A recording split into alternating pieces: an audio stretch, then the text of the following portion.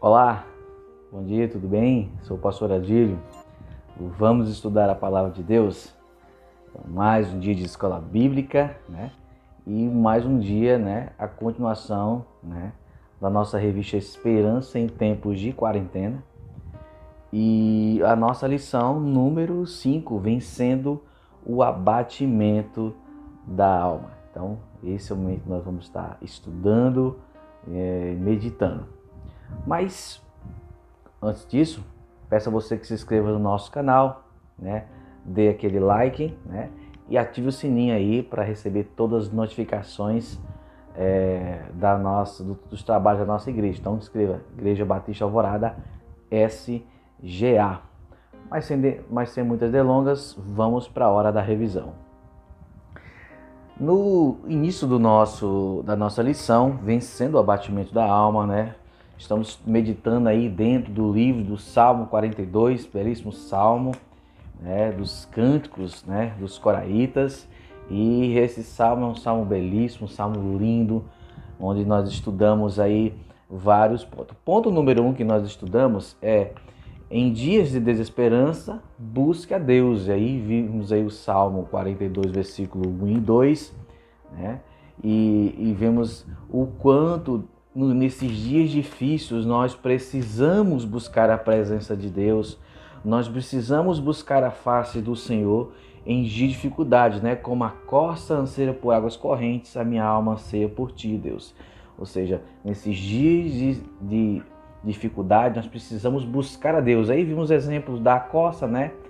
Que é a fêmea do veado, e que ela sente o cheiro dessas águas, historicamente, e procura essas águas, né, essas nascentes de águas correntes, né, em busca de saciar a sua sede, né? E aí essa é a vontade do salmista, de saciar a sua sede, mas a sua sede de Deus vivo.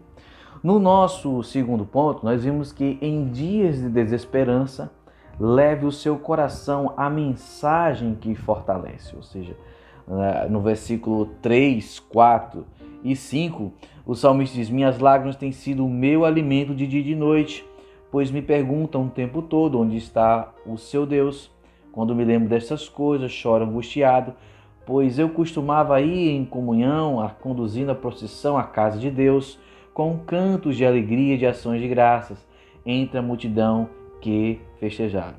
Porque você está assim tão triste, a minha alma, porque está assim tão perturbado. Então, em dias de desesperança, leve o seu coração ao Deus que fortalece. E somente o nosso Deus pode nos fortalecer diante das lutas que estamos vivendo nesse tempo de pandemia, né? Alguns aí estão vivendo essa questão, né, da volta das atividades em todo o Brasil, né? Inclusive nas igrejas, mas a pandemia de fato ainda não acabou, e que nós precisamos entender, meus amados irmãos, que nesses dias difíceis que ainda existem, né, nós precisamos nos fortalecer diante de Deus, diante da sua palavra. Amém? Então, terminando nossa revisão, agora nós vamos trabalhar hoje o terceiro e o quarto ponto, e para pensar e agir. O terceiro ponto da nossa lição, né, vencendo o abatimento da alma, em dias de desesperança, lembre-se de Deus, versículos 6 a 8. Vamos ver o que diz o versículo 6 a 8. E diz assim: o meu Deus, a minha alma está profundamente triste. Por isso, de ti me lembro desde a terra do Jordão, das alturas do Hermon, desde o monte Mizar. Abismo chama abismo, ao rugir das tuas cachoeiras, todas as tuas ondas e vergalhões se abateram sobre mim. Concede-me, ó Senhor, o seu fiel amor de dia e de noite, e esteja comigo. E a sua canção é a minha oração ao Deus que me dá vida. Somente Deus pode nos dar a vida. Interessante que agora, né, a gente vê aqui que o cenário desse tempo parece mudar, né? O cenário parece mudar. Aqui ele sai do deserto e vai lembrar das alturas, das montanhas. Ele vai mencionar aqui lugares altos onde brotam a nascente do Jordão. No versículo 7, ele usa o termo abismo, chama outro abismo, porque trata da ideia de movimentar das águas turbulentas frente a enxurradas em dia de chuvas. Ele faz uma comparação de uma alma bagunçada, abismo e ideia caótica que Moisés usou em Gênesis ao falar sobre a terra sem forma e vazia. É como se ele dissesse que estava em meio a um turbilhão de águas. Ele lembra de Deus. Versículo 6, ele é levado a um lado a outro, lembrando de Deus e como revela isto. É interessante, irmãos, que aqui ele vai colocar um cenário, né, falar sobre, como diz lá em Gênesis 1 e 2, né, a terra estava sem forma e vazia, havia um abismo sobre a face das águas. E em dias, né, de desesperança, lembre-se que existe um Deus no controle de todas as coisas. E aqui ele vai colocar esse texto de Gênesis, porque o abismo estava sobre a superfície das águas, mas diante daquele abismo e daquele momento em que o mundo estava sendo construído, apesar de um abismo, existia um Deus Todo-Poderoso que cuidava de todas as coisas e todos os aspectos da construção desse mundo.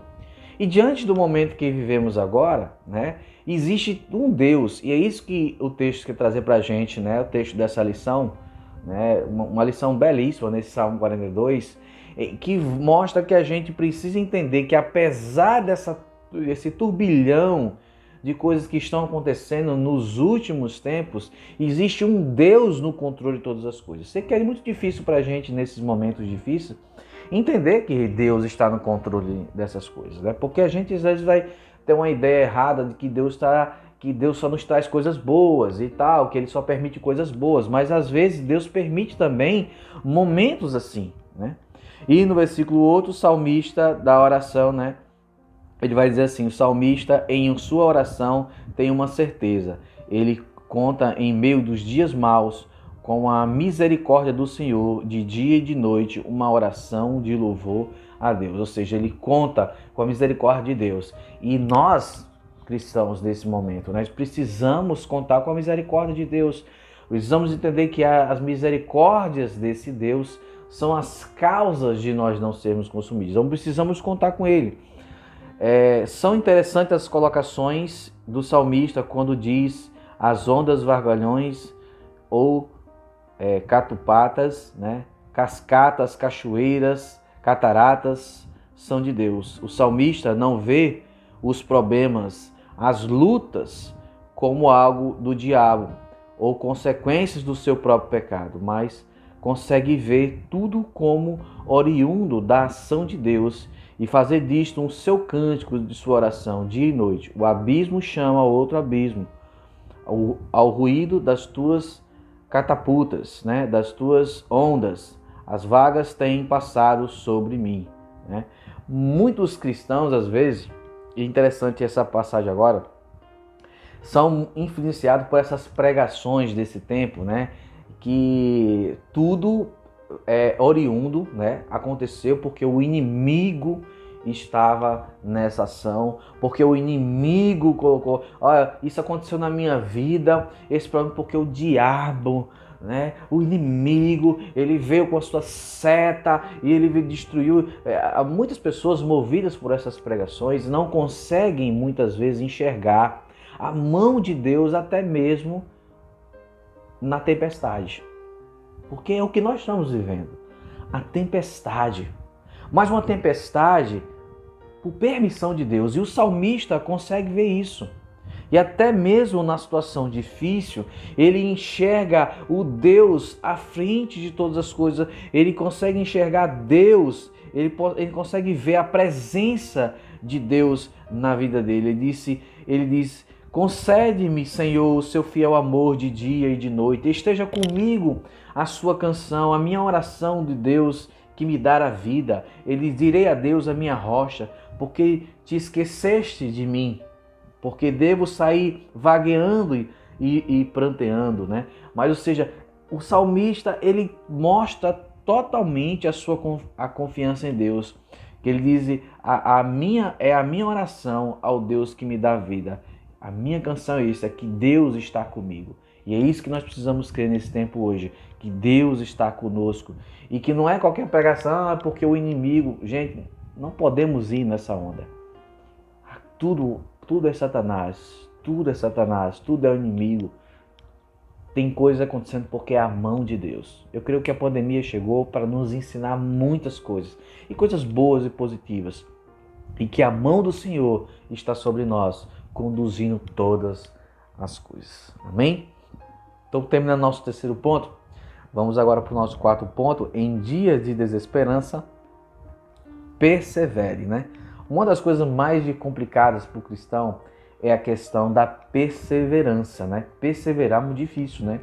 Não é fácil permanecer nas coisas de Deus. A gente vai ver na história bíblica, em que todas as pessoas que disseram que criam em Deus tiveram dificuldade de perseverar, né?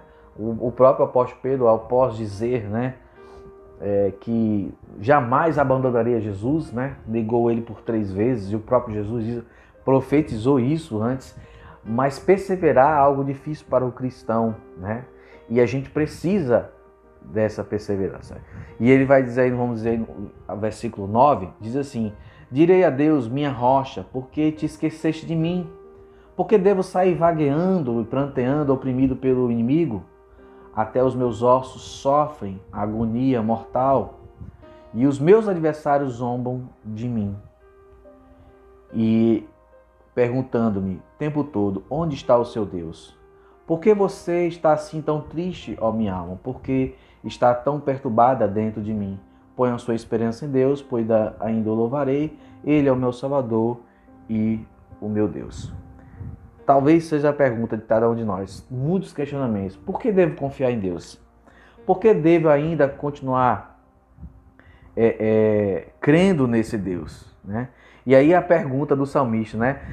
Por que esqueceste de mim, ó Deus? Por que ainda sinto a pressão dos meus opressores? Deus, o Senhor, foi embora, né?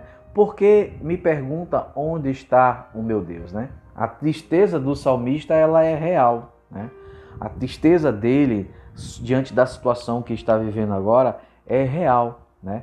Mas às vezes nuvem escura parece permanecer sobre a família. As lutas são terríveis, mas precisamos trazer à mente a certeza de um Deus presente, que é o Emanuel, o nosso Deus conosco. A gente precisa crer que o nosso Deus, Emanuel, ele está conosco diante de todas as situações. Uma das atitudes que qualquer cristão precisa entender é não se apressar em enxotar os que sofrem ou que estão desesperados. Lembremos de Jó, em que, meio ao sofrimento, recebeu a visita de pessoas que não acolheram a sua dor, mas só serviram de juízes para condená-lo com um discurso de dúvidas e cobranças. Onde está o teu Deus? Você pecou, você está debaixo da ira de Deus. Já ouvi de muitas pessoas em profunda depressão e de desabafar de perguntas iguais a estas que lhe foram feitas. Isto é cruel. É verdade. A gente viu, né, Jó, ele diante de um sofrimento, de uma situação difícil que estava vivendo, em vez de ele ter uma palavra de conforto de seus amigos, até então amigos, né, ele só teve realmente um discurso de crueldade, né, de pessoas que só chegaram somente para o perturbar, o condenar. E muitas vezes, quando a gente está vivendo uma situação difícil, a gente só precisa, às vezes, de um abraço. Às vezes, quando está passando por uma situação difícil na nossa casa, nossa família, a gente só precisa de alguém que nos abrace, que não venhamos a condenar. Às vezes, somos muito fortes nessa questão de condenar a pessoa. Não, porque você está assim, porque você está pagando o que você fez. A gente sabe que geralmente é verdade, sim, né? Não no caso aqui de Jó, mas de muitas pessoas, sim. Mas E por isso a gente deve já chegar com esse ar de condenação. A gente precisa cuidar, a gente precisa amar as pessoas. Em meio ao sofrimento de alguém, não fale, esteja apenas do lado acolhendo. Isto será suficiente. O salmista, em meio a todas as perguntas e lágrimas, faz como se fosse uma outra pessoa trazendo para si a resposta. Alma, porque está abatida, nem tudo está perdido. Espera em Deus, porque está você perturbada. Espera em Deus, ainda chegará o tempo de cantar, isto passará. E não esqueça, alma, o Senhor Deus é a salvação. Ele é Deus e nele podemos confiar. Persevere, isto vai passar. O salmista, ao mesmo tempo que ele faz perguntas a ele mesmo responde, porque ele sente que Deus está no controle e que Deus vai estar cuidando a ele, vai cuidar dele, porque Deus estará perto dele. Ele disse: por que está tão triste, ó minha alma? Por que está assim tão perturbada dentro de mim? E ele vai dizer, responde: ponha a sua esperança em Deus, pois ainda o louvarei. Né? Ponha a sua esperança em Deus. A palavra que nós temos para você hoje: ponha a sua esperança em Deus. E para encerrar a nossa lição número 5, vencendo o abatimento da alma, vamos para pensar e agir? Diz assim: nada melhor do que, em meio à desesperança, olharmos para as promessas e os cuidados de Deus, mergulharmos no cântico de vitória de Paulo, que em meio às crises registra em Romanos 8, do 31 ao 39. Vamos ver o que diz em Romanos 8, do 31 ao 39, essa palavra. Vamos ler aqui no livro de Romanos 8, 31 ao 39. Diz assim a palavra do nosso Deus, né? Olha o que diz: que diremos, pois, diante dessas coisas? Se Deus é por nós, quem será contra nós? Aquele que não poupou o seu próprio filho, mas o entregou por todos nós, como não nos dará juntamente com ele e de graça todas as coisas? Quem fará alguma acusação contra os escolhidos de Deus? É Deus quem os justifica. Quem os condenará? Foi Cristo Jesus quem morreu e mais que ressuscitou e está à direita de Deus, e também intercede por nós. Quem nos separar do amor de Cristo? Será tribulação, angústia ou perseguição, ou fome, ou nudez, ou perigo, ou espada? Como está escrito: por amor de ti, enfrentamos a morte todos os dias. Somos considerados como ovelhas destinadas ao matadouro.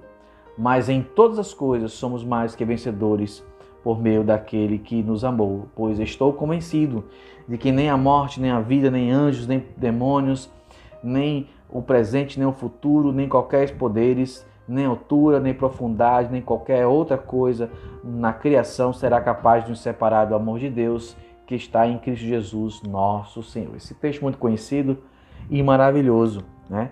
E a gente precisa crer cada dia mais nele. Nada não vai nos separar do amor de Deus. E em meio às lutas, quem será contra nós se Deus está conosco?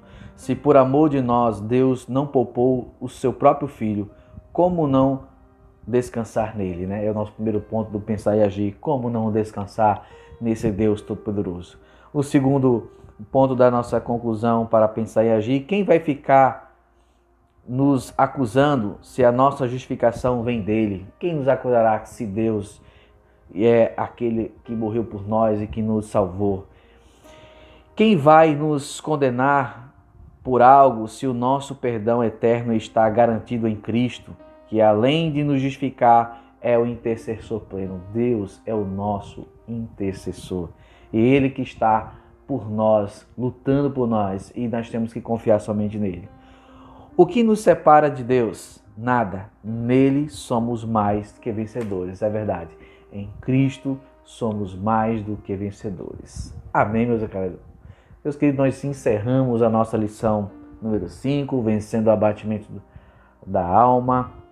Né? Pode colocar seus comentários aí embaixo dessa lição maravilhosa. Né?